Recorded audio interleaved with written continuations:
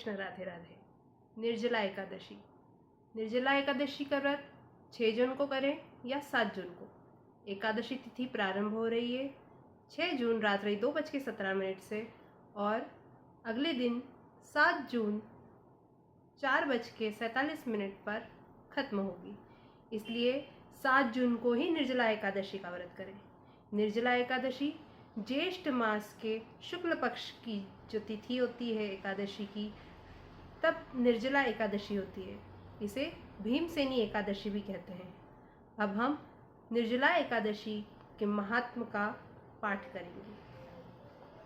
युधिष्ठिर ने कहा, जनार्दन, ज्येष्ठ मास के शुक्ल पक्ष में जो एकादशी पड़ती हो, कृपया उसका वर्णन कीजिए। भगवान श्री कृष्ण बोले, राजन, इसका वर्णन परम धर्मात्मा सत्यवती नंदन व्यास जी करेंगे, क्योंकि ये संपूर्ण शास्त्रों के तत्वज्ञ और वेद वेदांगों के पारंगत विद्वान हैं। तब वेद व्यास जी कहने लगे, दोनों ही पक्षों की एकादशी के दिन भोजन न करें। द्वादशी के दिन स्नान आदि से पवित्र हो फूलों से भगवान केशव की पूजा करें। फिर नित्य कर्म समाप्त होने के पश्चात पहले ब्राह्मणों को भोजन देकर अंत में स्वयं भोजन करें। राजन, जनना शौच और मरना शौच में भी एकादशी को भोजन नहीं करना चाहिए। यह सुनकर भीमसेन बोले, परम बुद्धिमान पितामह, मेरी उत्तम बात सुनिए। राजा युधिष्ठिर, माता कुंती, द्रौपदी, अर्जुन, नकुल और सहदेव ये एकादशी को कभी भोजन नहीं करते तथा मुझसे भी हमेशा यही कहते हैं कि भीमसेन, तुम भी एकादशी को न खाया करो। किंतु मैं उन लोगों से यही कहता हूँ कि मुझसे भूख नहीं सही जाएगी। भीमसेन की बात सुनकर व्यास जी ने कहा, यदि तुम्हें स्वर्ग लोक की प्राप्ति अभिष्ट है और नरक को दूषित समझते हो, तो दोनों पक्षों की एकादशियों के दिन भोजन न करना। भीमसेन बोले, महान बुद्धिमान पितामह, मैं आपके सामने सच्ची बात कहता हूँ। एक बार भोजन करके भी मुझसे व्रत नहीं किया जा सकता, फिर उपवास करके तो मैं रह ही कैसे सकता हूँ। मेरे उदर में वृक नामक अग्नि सदा प्रज्वलित रहती है, अतः जब मैं बहुत अधिक खाता हूँ तभी यह शांत होती है। इसलिए महामुने, मैं वर्ष भर में केवल एक ही उपवास कर सकता हूँ, जिससे स्वर्ग की प्राप्ति सुलभ हो तथा जिसके करने से मैं कल्याण का भागी हो सकूं। ऐसा कोई एक व्रत निश्चय करके बताइए, मैं उसका यथोचित रूप से पालन करूंगा। व्यास जी ने कहा, भीम, ज्येष्ठ मास में सूर्य वृष राशि पर हो या मिथुन राशि पर शुक्ल पक्ष में जो एकादशी हो, उसका यत्न पूर्वक निर्जल व्रत करो। केवल कुल्ला या आचमन करने के लिए मुख में जल डाल सकते हो। उसको छोड़कर किसी प्रकार का जल विद्वान पुरुष मुख में न डाले, अन्यथा व्रत भंग हो जाता है।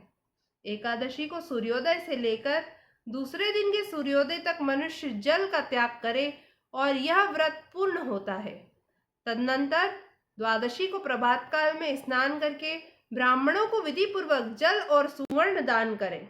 इस प्रकार जब सब कार्य पूरा करके जितेंद्रिय पुरुष ब्राह्मणों के साथ भोजन करे।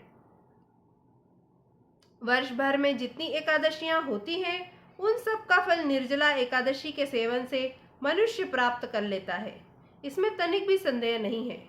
शंख चक्र और गदा धारण करने वाले भगवान केशव ने मुझसे कहा था कि यदि मानव सबको छोड़कर एकमात्र मेरी शरण में आ जाए और एकादशी को निराहार रहे, तो वह सब पापों से छूट जाता है। एकादशी व्रत करने वाले पुरुष के पास विशालकाय विकराल आकृति और काले रंग वाले दंड पाशधारी भयंकर यमदूत नहीं जाते।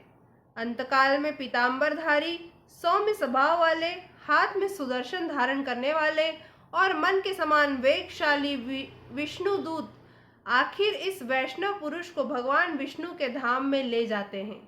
अतः निर्जला एकादशी को पूर्ण यत्न करके उपवास और श्रीहरि का पूजन करो।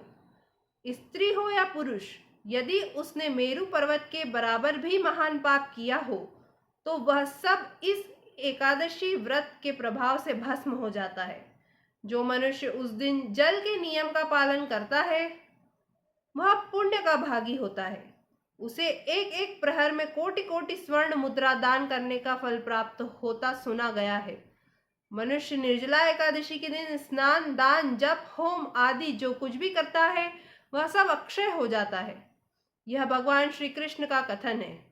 निर्जला एकादशी को विधि पूर्वक उत्तम रीति से उपवास करके मानव वैष्णव पद को प्राप्त कर लेता है। जो मनुष्य एकादशी के दिन अन्न खाता है वह पाप का भोजन करता है। इस लोक में वह चांडाल के समान है और मरने पर दुर्गति को प्राप्त होता है। जो ज्येष्ठ के शुक्ल पक्ष में एकादशी को उपवास करके दान करेंगे वे परम पद को प्राप्त होंगे।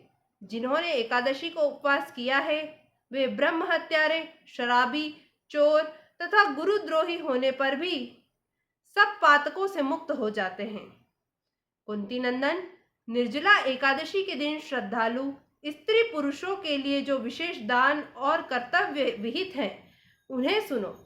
उस दिन जल में शयन करने वाले भगवान विष्णु का पूजन और जलमयी धेनु का दान करना चाहिए अथवा प्रत्यक्ष धेनु या घृतमयी धेनु का दान उचित है।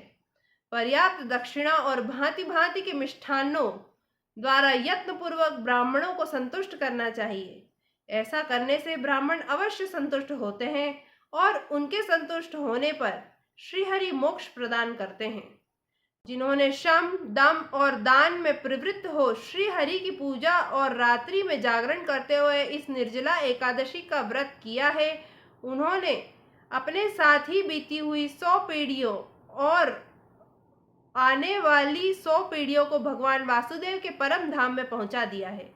निर्जला एकादशी के दिन अन्न, वस्त्र, गौ, जल, शैया, सुंदर आसन, कमंडलू तथा छाता दान करने चाहिए। जो श्रेष्ठ तथा सुपात्र ब्राह्मण को जूता दान करता है वह सोने के विमान पर बैठकर स्वर्ग लोक में प्रतिष्ठित होता है। जो इस एकादशी की महिमा को भक्ति पूर्वक सुनता अथवा उसका वर्णन करता है वह स्वर्ग लोक में जाता है।